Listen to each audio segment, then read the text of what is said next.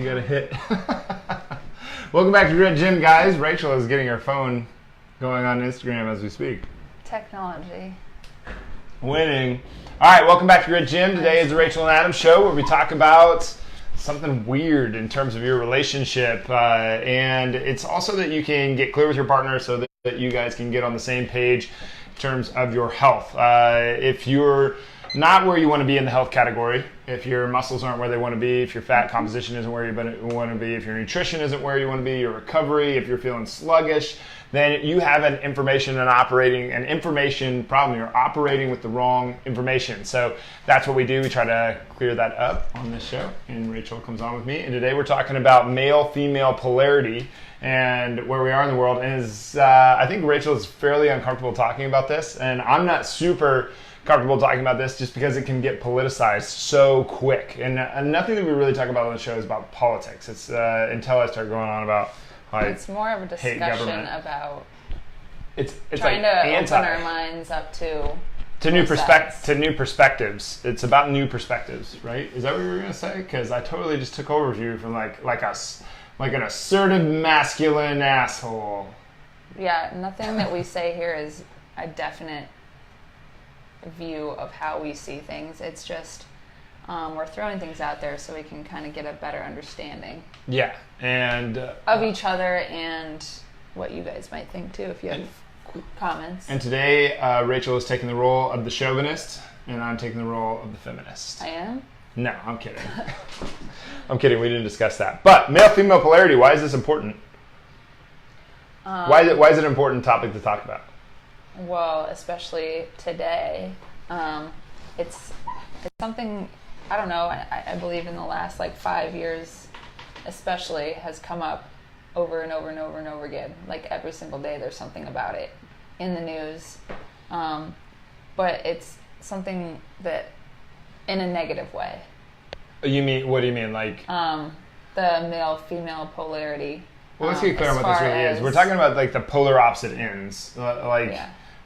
So not feminism, but femininity and masculinity. Yeah. Mustache you a question. Oh, you guys are back.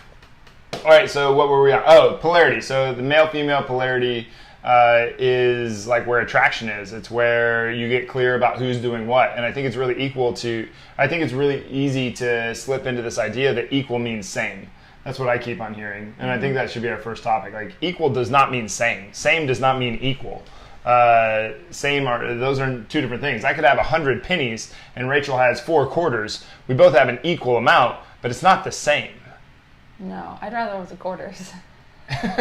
Than lug around a bunch of pennies. Yeah. Yeah, that'd be kind of difficult. Yeah.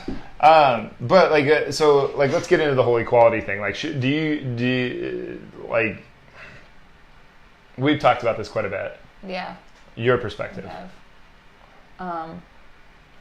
On equality, I mean, I just feel like if you're doing the same job as someone else, you should be given the same advantages as that person. You mean I don't think advantages or opportunities? Opportunities, advantages, whatever.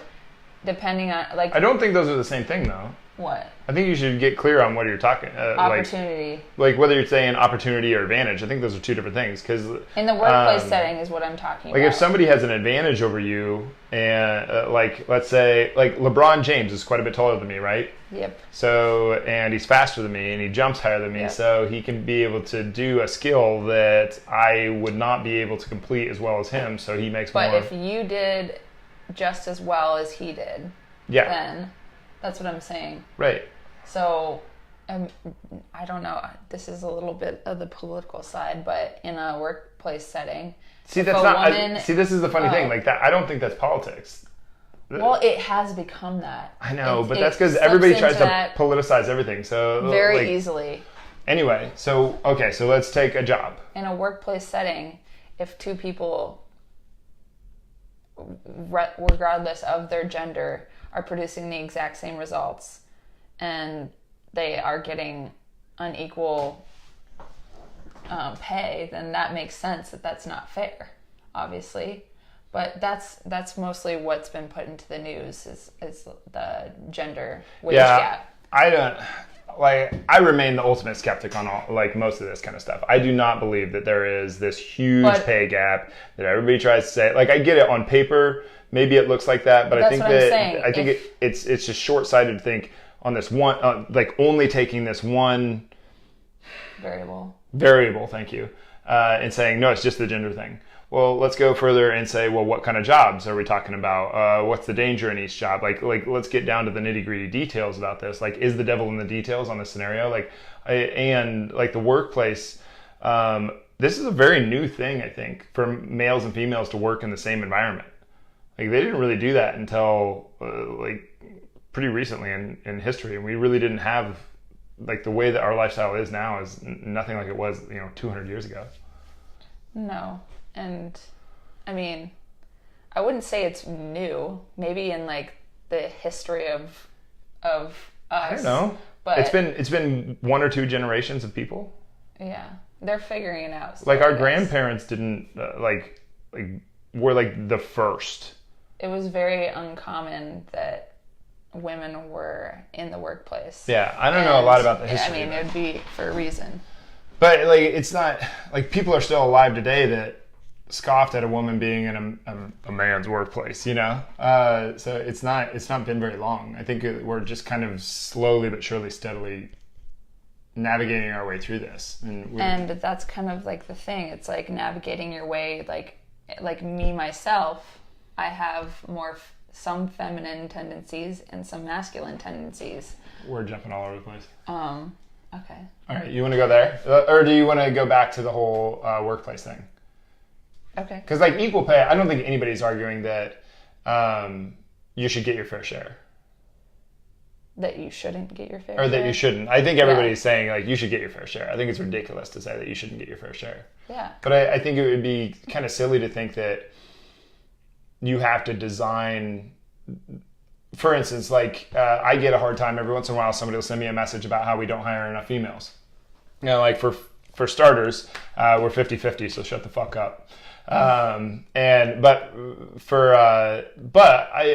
to me, before Tori was along, we had Amber, Eric, me, Brent, but the deal is, I think there's been 6 female applicants that wanted to be coaches out of Grit Gym ever in the 8 years that we've been open. And there's been probably, I don't know, maybe over 50 males that have applied. Yeah. So if I was going to work that out to try to design that so that it's 50-50, I would have to deny way more guys that maybe were more qualified than some of the girls. I don't think it's me being playing favorites or anything. I think it's just some guys want to do things and some girls want to do certain jobs.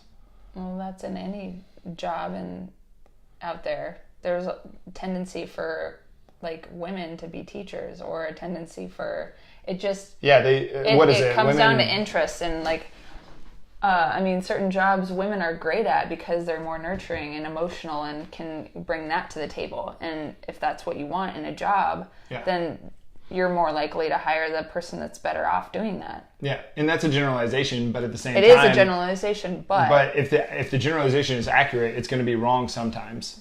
So, if it's right 90% of the time and it's wrong 10% of the time, well, then 10% of the male populace, are maybe made great teachers or, whatever.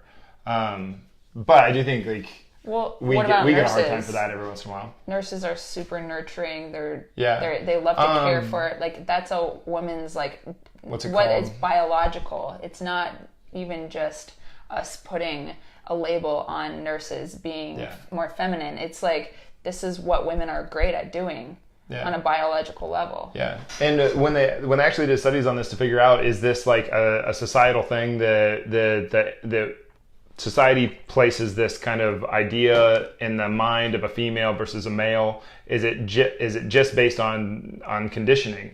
And when we took when we're looking at it right now, it looks like that is not the case. It looks like, just from a biological DNA perspective, that women will tend to gravitate towards certain occupations and men will tend to gravitate towards other occupations. Well, look at animals, for instance. The woman or the female has birth and takes care of the kids, takes care of the litter or whatever it is. And it's like a innate sense that they have to, this is what they have to do. Yeah. You don't see the male cat hanging out with the litter of kittens ever. It's always, I don't know. I don't know much about cats. I think the only one is like penguins, and the male takes care of the babies. Really? But that's on like a very basic level. You can see it right outside your window. Yeah. I do think it's interesting that humans think, kind of losing my voice. I've done a ton of videos in the last few days. I think it's interesting that humans think that they're above their animal instincts. Yeah, well, Like that's what you hear the in movies all the time. equality is trying to do. It's trying to like strip that away by saying it's not fair. But really, But you equal have doesn't to, mean same. I think that that's what that gets into. It's Well, like yeah. equal does not mean same. Equal means equal. Like we have different roles in our relationship. Like Yeah. duh. if we cross over into each other's roles, like it's off for a reason. Like Yeah. there's a reason why I'm attracted to him. There's a reason why he's attracted to me. If I were just like walking around being manly and like all the time, I would like he to probably point out- wouldn't be as I would attracted like to point out to this me. mug right now. Can you even see it? I don't know. It says I like her butt. Hers says I like his beard. Yeah. But yeah, I do think that there's a reason. If I started saying you go to work, you call the people, you do all the leading, you do all the grit gym stuff, and I mean, we could do it. It's not like, it's not like you couldn't do it, but it's like but certain innate things that are on a basic level are what attracts people to each other. I think so. Like Yeah. even what we were talking about before, like even in a same-sex relationship, there's usually one person that's more masculine and one person that's more feminine. Yeah. Because they kind of balance each other out. One person prefers a more masculine person. One person prefers a more feminine. I don't even know if it's about balance. I think it's about capitalization. And we know that we do this from your pheromones are partly based on this. We know this is that like if you like people who are more attracted to each other tend to have opposing immune systems. So Opposing? yeah, by by pairing up with a person who has an opposing immune system, your offspring are more likely to have a better immune system because of that. So it makes sense that that would be the case too. I've done a ton of different relationship lectures, and one of the guys that got up and talked was like saying you should pick out somebody who has the opposite skill levels as you. You know, if you are an assertive left brain person that is just super go hard, you should probably try to seek out somebody who is a more right-brained, nurturing type. It's me. Which is Rachel, because you're gonna the things that I'm great at, Rachel sucks at. I mean, just sucks. I'm like the things that I'm so good at, but the stuff that she is just amazing at, I am abysmal. So awful. Like anyway. Do you remember So I don't think it's about balance. I think it's about capitalizing on each when we other's went strengths. to Tony Robbins? What he said, I think it was like one of the first things he said was, what I wrote it down. What makes a relationship work are the things in common, and then what makes a relationship passionate are the differences. I can see that. Well, commonality sustain, right? Like if you don't have things in common, what would be the point of? Well, yeah. I mean, you wouldn't have a reason to talk to each other. Yeah. So, but what makes Nothing would be us interesting. different keeps passion.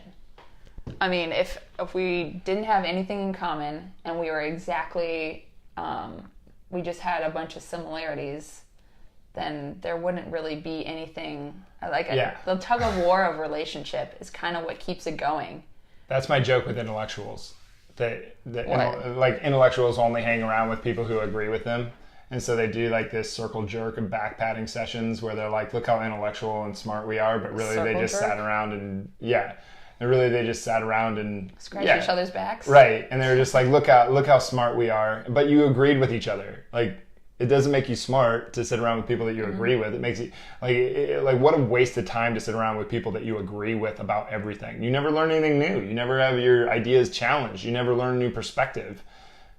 You know, it's true. Yeah, I make fun of them for that. But let's go into real quick. Let's hit anti-femininity versus anti-masculinity, and then let's go into gender roles from the standpoint of skills that maybe a male would have that a female or that females are more prone to have and males are more prone to have. I needed to pick my words. Okay. So one of the things that like I have a problem with a little bit with the whole polarity thing is that the males, certain males do this thing where they're anti-feminism, and it's like that's not masculinity to me. And the feminism thing has turned, like, some people that consider themselves feminists are really just anti-masculine or anti-masculinity. And neither of those seem like masculinity is not feminism to me, and anti-feminism is not masculinity to me. I think it's really silly. But what are your thoughts? I'm really springing that one on her. They're trying to squash the other one? Yeah, they're like super feminists that are like I've gotten in this situation before and not even known it until it was too late, and then I was like, Jesus, what the fuck did I do to you? And they're just mad at me for nothing, and I'm like, I thought we were having a conversation, then all of a sudden, no, like before there isn't even an ability to have a conversation, and then like the whole screaming in my face, and you're just a dumb jock, you have no clue what you're talking about. I'm like, I didn't even say anything yet, so I don't know how you could know that I don't know anything that I'm talking about, and regardless, you're being ridiculous. Or the opposite side of that, where it's like, oh, she's just a fat feminist, doesn't know what she's talking about. Well, that's kind of the problem, though, too. Like, thanks for being here, guys. Oh, there we are. Say that again. They missed it.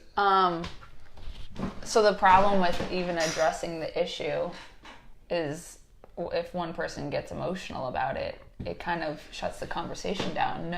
Nobody's getting a new perspective in that point if you're choosing to take offense to what that person is saying.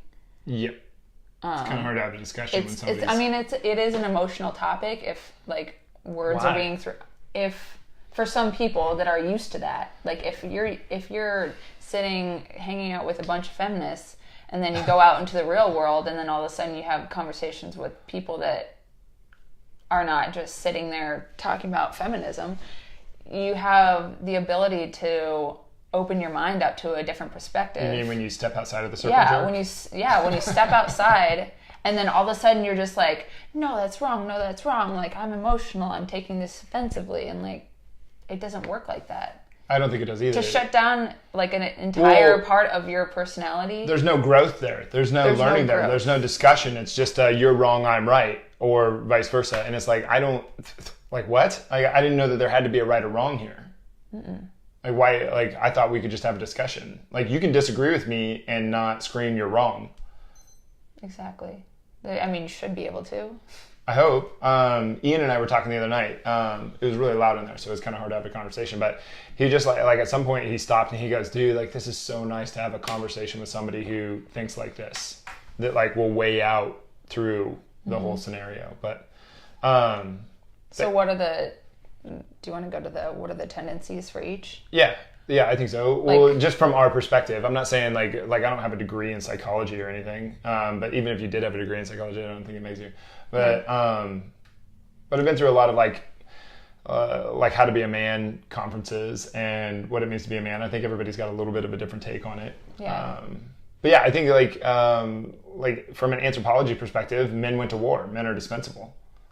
Like go out, hunt, kill, and die, because we don't need you to survive. Like 50 women and one male could still, the one male could reproduce with all those. Like the species doesn't need the male to survive in large numbers, so the male is dispensable. They're replaceable. Yeah. So from my perspective, a man's job is to go to war, is to go to work. A man's job is to produce and to provide. And by provide, I mean he's supposed to provide food, water. That slowly but surely has turned into money. In most of all, he's supposed to provide safety. I think guys that can't provide a certain amount of safety, if the feminine counterpart doesn't feel safe in their presence, then I think that they're screwed up. Yeah, I think it's a little bit your duty. Like I know that I feel like just an innate sort of like in my DNA, like deep, like I think it's just there. And I don't think that that's necessarily like something that I'm going to like override. It's like trying to override your sexual orientation. I think it's a like silly thing to try to do. Men are typically more assertive and are a little bit easier to aggression. I think one of our duties is to like roughhouse. Like from a fatherly perspective, I think one of your duties is to like roughhouse with your kids so that your kids can learn the difference between like where the line of like violence becomes. So how are these like expectations as a man turned into negatives? I don't even know if they're expectations, but I do think that there's some of them there. But Like how they turn into negatives? Like they're used against them. Like they're shallow. All they think about is looks. All they think about is sex. All they think about is money or I don't know. non-committal. If your significant other looked like this, you'd be looking too. No, like I don't think non-committal gets into the whole like male-female thing. I think females are just as non-committal as males. I think that's not what I'm saying. I'm saying that it gets placed on men for like, oh, they're cheaters, they're liars, they're like, this is one of those funny things. Like, there's certain things that I think get brought up, like the sexual abuse thing. I almost guarantee you that if we somehow could develop a way to actually like get statistics on how many, I think the statistics are bogus between how many males are sexually abused at a young age. They're far versus less reported. Yes, because I don't think most males will never admit that ever happened, even to themselves. I don't think they will, let alone to somebody else that happened. So I don't think that like that's one of the things I heard last year was that this woman was very concerned that her kids were potential rapists and her boys were like 6 and 8 years old. And I was like, you're like as a mom, like you should just slap some sense into yourself. I don't like that was the most ridiculous comment I think I've ever heard. I'm concerned that my boys are. Why would you be afraid of that? Because like this rape culture idea that is out there that all men are just out for sex and they're Why just. Why would like, you focus on that though? Why would you even make a statement? Because she was trying to say that all men are potential rapists, and I just don't think that's accurate at all. Like all people are potential rapists. That doesn't. I suppose you could say that too. But I think it's just a ridiculous notion. I think that's up to her to raise people that know better, and if that does happen, that doesn't reflect. That reflects them, not her. I don't know. That's just like such a weird thing to say. I know. But anyway, what are like so from my perspective, and you can give me yours here in a second. But I think women tend to be a little bit better on the nurturing side. Women tend to have a higher desire to belong to a group. Men don't really have that. But I think that goes back to the anthropology of it all. Men need to go out and hunt and fight and die. That's our job. Our job is to protect. Our job is to serve. Our job is to produce. Our job is to provide. Anyway, but women, I think that's like that's a DNA thing. Different type of nurturing. It totally is. But women also, like from the provide side, I think women provide life. Like they're through childbirth, and they're more involved in the child rearing, right? And women tend to be quite a bit higher on the. They tend to be quite a bit more agreeable than men, typically. Okay. I also wrote, well, they're more emotional. They're more in tune with their emotional side. I mean, men, positive and negative, yeah. They tend like how you were talking about your child self, like it's something that women are more likely to be in tune with than men.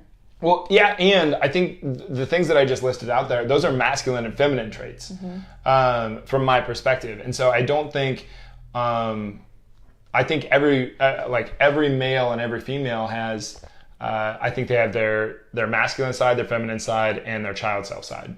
So, and then it's just like a ratio between each one for everybody. I don't think there's like, nope. You're a masculine, so you only get these traits. You get no nurturing. I never really thought of that. Like, if let's say you had something traumatic happen when you were a child and you kind of just blocked it out, you forgot about it, and you never really realized why you feel certain things along the way, how confusing that can be. Yeah, I'm sure it is. I'm sure we all have that kind of thing. I think we all have it. That's the Princess and the Pea, right? If it's true that women explore that more than men, it explains a lot about like men and like how they tend to like put things inside and not like understand them.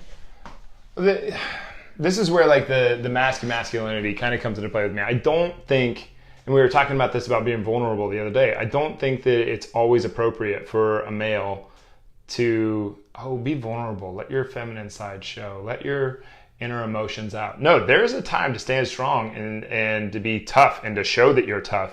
And to like I say it to the athletes at the gym, and I've said it for a long time. We're going through conditioning, and I know it sucks, and it's like I don't care. Wipe that pain off of your face. And they're like, it's hard. I'm like, I don't care. You put a smile on your face, or you look stoic, but you wipe that pain off of your face. Like it's just not a time for that. But there is a time. Like there is a time to be vulnerable. Anyway. You want to go into the masculine, feminine, sure, child self? What are your thoughts? Wait, explain that. Okay. For instance, there's a certain portion of you that is you before you went through puberty, right? This would kind of be like your child self, let's say. And I think there's a lot of hoopla, psychological babble bullshit out there around this whole thing. But I do think you have the you that you were at a young age. There's a reason why I keep that photo of me up there. This was the strongest and most courageous. No, this photo of me right there. I keep that because I remember that day for one, but also I think at that stage where you're really young, you can have a absolute best friend for 15 minutes, and then part ways, never to see each other ever again. But you were so present and you just bonded with them within that 15 minutes, and then you separated. You went through an entire relationship, a lifetime bond that you had with this for just 15 minutes, and then you separated. And then when you're an adult, it's so hard to create that bond between two people. Like Rachel and I have been working on it for years on how to create this like connection, this like intimate, maybe not sexual, but like not sexual, but like this intimate sort of thing where like this connection, this bond that we can grow and that we can explore together. And I think like little kids are so courageous in doing that, and they're so courageous in everything that they do. They just step into everything is completely unknown to them, and they're going to do it anyway. That we don't have anymore. They haven't learned how to be scared yet. They haven't gotten knocked down enough to like have any fear towards certain things. Yeah. Like walking up to a kid and be like, "Hey, you want to be my best friend?" It's like, they're like, yeah. Yeah. It's like today, if you did that to somebody, they'd be like, get away from me. As an adult, yeah, I think that adults don't do that now. It would be a different understanding. But then, like for me, I have this this feminine side where I can be vulnerable, where I can try to be nurturing, even though I'm not very good at it, and I can try to, I don't know, whatever. I'm obviously really in touch with my feminine side, or I can be this masculine side where I get down and I get to work. And I provide and I do the things that I'm supposed to be here for, and I live out my purpose. So there's a time for each one of these. But like for you, like you have this feminine side. I think you like that you do really well. Yeah. And then you have this child side. So like when you're childlike, when you're like, what's the polarity between being feminine and masculine? You know what I mean? I don't think it's as high when you're a little kid. No, I don't think it is at all. I'm not saying it's not there. I'm just saying I don't think it's as a parent. No. But it's kind of funny to think that when like little boys are so much more rough and like. Yeah, that's what I mean. It's obviously there. It's obviously there, just not but it's as big in a deal like as when you get older. Such an innocent kind of way. Yeah. You can definitely tell the difference. Yeah. But I think that that's interesting that you brought up, I brought up like roughhousing, but you bring up wrestling, and like so many parents are like, no, we don't do that. We do not wrestle. We do not. And it's just like, why? Like, this is a very good thing for these kids to do. Roughhousing around, wrestling around, doing all this stuff. Like, why wouldn't you let your kids do this stuff? This is like a dad getting down and roughhousing with his kids. That's what the kid is learning there is like, this is how far I can push it before it gets to violence. Yeah. It's not about the violence. It's about, I don't know. Why do you roll around and wrestle?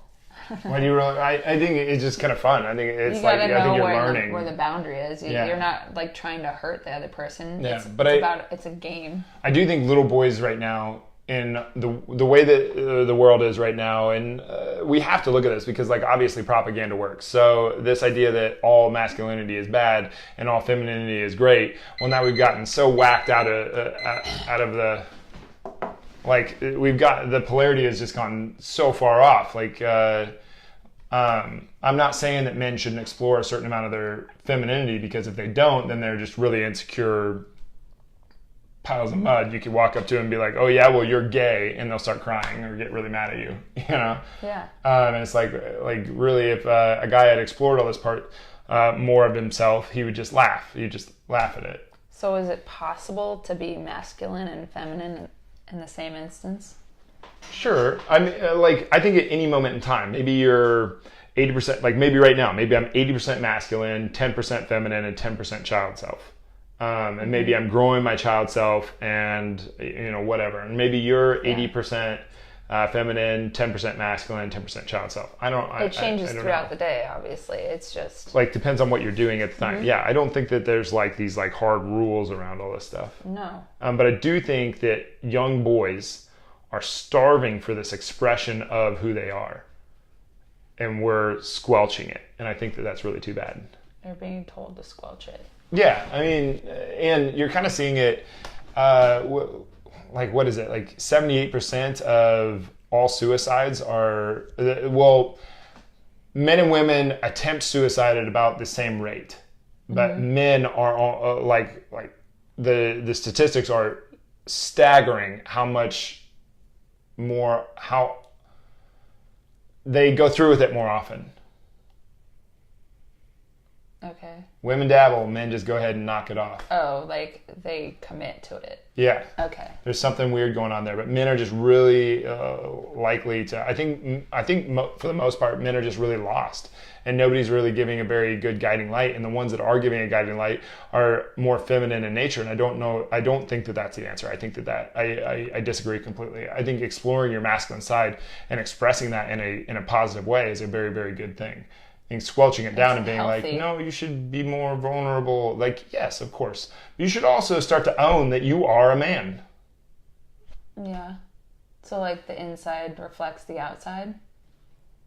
Yeah, and vice versa. Yeah. Yeah. I think that's really important. Yeah, just like the internal and external focus that you do with yourself. What else you got? What else do I have? I have attraction and clarity. So who does what? Gender attraction? Attraction, yeah. If a male starts to act more like a female, he will be less attractive to the feminine. Yeah. And if a female starts to act more like the masculine, then she'll be less attractive to the male. That sort of the polarity there. So I don't think that it's about becoming the other. I think this whole we need to mesh and weave and melt together and be the same. It's I know that's bullshit. We need to go to two polar opposite ends and play Red Rover and then take the girl home. Yeah. I just think it's really silly to think that it's this super clear it's confusing. Let's mix each other together. No. I mean, in the initial attraction and the initial meeting, how did that go for us? He was very masculine and aggressive, and I didn't know this, so this is interesting. Yeah, you did. But what I'm saying is, I pulled away from that, thinking that it was not something I wanted. Bullshit. I did kind of pull away from it. No, that's bullshit. No, that's bullshit. Then say it how you experienced it. She was hooked. It was done deal. No, yeah. How long did it take? Well, it took 6 years. But So I wouldn't say that's a done deal. Yeah, no, it wasn't a done deal. But there were some other factors going on in there. When we met, I wasn't done being a hoe. So there's that. But however you want to call it. But no, I do think that there was something there. You had a certain amount. Neither of us were quite in a state where we were gonna date.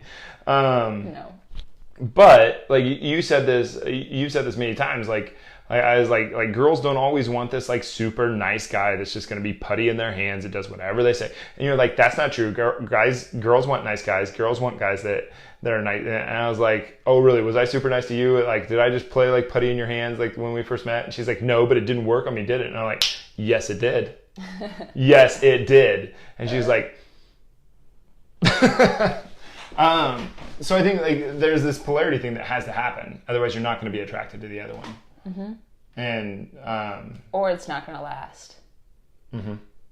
Like you might have some common similarities, but if you're acting the same way over a long period of time, it's not going to last. This is something that's like relationship attraction is something that's just extremely complicated. It's a very, very complicated subject that you can go really, really deep in. I think this is just brushing the this is surface brushing the surface of it, like just initial attraction, because there's so much more to this thing. For instance, one of the things that the first time I got a relationship coach where I I met with them, and it was just him and I, and we would go over stuff. He told me, if you meet somebody that you dig, walk away. And I was like, what? And he was like, if you meet somebody that you're jiving with, that you're having fun with, that it's like interesting conversation, and he was like, walk away. And I was like, why? And he's like, because that will be the same girl that you've always dated. And I was like, so? And he's like, do you want the same girl? Like all the girls you've ever dated, they're basically amoebas. They're just the same, different shapes and sizes, but there's the same girl, right? And I was like, yeah. He's like, you want another one of those? I was like, no. He's like, well, that's what you're going to find. And he's like, if you meet somebody that you don't jive with. Comfort zone. Yeah, if you meet somebody that you don't jive with, stick around. Maybe you get a friend. That's what he said. Stick around, maybe you get a friend. And I was like, fine. So I had to do a lot of that. Like I'd meet a girl and I'd like, great conversation, all this stuff, like just like, and I'd just be like, okay, well, see you around. And I'd leave. And I'm sure she was sitting there like, what the fuck? And, but that's how it would go. So attraction gets into some much deeper stuff. Maybe that's for another show. It is for another show. I'm completely losing my voice. But what do you think of the polarity thing? I kind of just hacked the last 10 minutes of the show. I don't know. I mean, the polarity, I think it's more important than we are giving it credit to. We're trying to push away from it, but I think we just need to be open to it and not trying to squish the other. Like the polarity, it's an important part of what makes us human beings. Like if we go back to the beginning of time, there was a huge polarity because you mean the beginning of humans? Yeah, we were. Yeah, you look at animal species. There's a polarity. Yeah, we were good at women were good at certain things, so they took on those roles. Men were good at those things, so they took on those roles. Yeah, it wasn't about like making the other person emotional or taking offense to it. It's just like we have to survive. It was a basic survival thing, and now it's not about survival. It's becoming more of just. I think it's a distraction from actually being present and being able to be ourselves and live life. Like, it shouldn't be based on who am I going to offend by saying or doing certain things that are more masculine or feminine. Yeah. I don't know. I think I know what you're saying there. It's like the polarity is good, and to ostracize and to judge one and judge somebody for being masculine is really silly, and to judge someone for being feminine is really silly. Yeah, I think it's being turned into something negative when it was meant to be positive. Well, yeah, in some way, the reason that we are here is because we're the descendants of somebody that survived long enough to reproduce. Mm-hmm. So we have their traits. We're the lucky ones. So for some reason, our traits have got us to this point. So there's something, like, we're the best of the best so far. These are the best of the best traits so far. Whether we want to admit that or not. Yeah. But yeah, I don't think that we're above natural, like just animalistic instincts, because we are animals. I think that's the funniest thing in the world. We can't behave like animals. You are an animal. You just are, like we all are. Mm-hmm. We can't get away from it. Rawr. All right, that's male-female polarity. We didn't go into anything about Move Strong Games or anything like that. Move Strong Games this Saturday. Hopefully everybody makes it out there. If you're not registered, you can go up. There's a link around here on somewhere where you can register, or you can go to gritgym.com/games and you can register there. Can't you also register the day of? You can also just show up You can just show up at 8 a.m. on Saturday morning. We're going to have a scale there. The scale is important for the weight that you're going to use in certain activities. There's going to be 7 different activities, and then there's also going to be a wild card at the end that we're not telling anybody about. But 2 power moves, 2 core moves, 2 strength moves, and then 1 endurance, and then the wild card. So it should be a really good time, and hopefully everybody comes out and is either you're a spectator or you're a competitor. Rach is going to compete, right? No, I'm a volunteer. Oh yeah, you're going to be an administrator, right? I thought I was taking pictures. Or you're taking pictures, yeah. Yeah. But sponsored athletes will be competing. Should be a great time. Sean Tyler, if you're watching, you should definitely be there. But please comment, like, share below. I'd love to hear you guys' perspectives on this, the male-female polarity thing, especially if you're a parent, what you've noticed in your kids, especially if you're a parent of a little girl or a little boy, and what you see in schools. I think this is a really interesting topic that needs to get talked more on. Is that the right way to say that? Yeah. I think people know what you mean. Yeah, I would just, I'm really glad I grew up in the time that I grew up in, where, like, this silly idea that boys shouldn't be boys. I can't believe that's become a political statement. But, yeah. What do you want to end us off with? I don't know if you already said, but like, comment, share. And then I'll see you guys next week on Tuesday. Yep. The Rachel and Adam show. Tomorrow you'll be... I think we have an interview tomorrow, but I'm not sure. There's an interview tomorrow. He's not sure. All right, thanks for being here, guys. We'll see you soon. Bye, guys.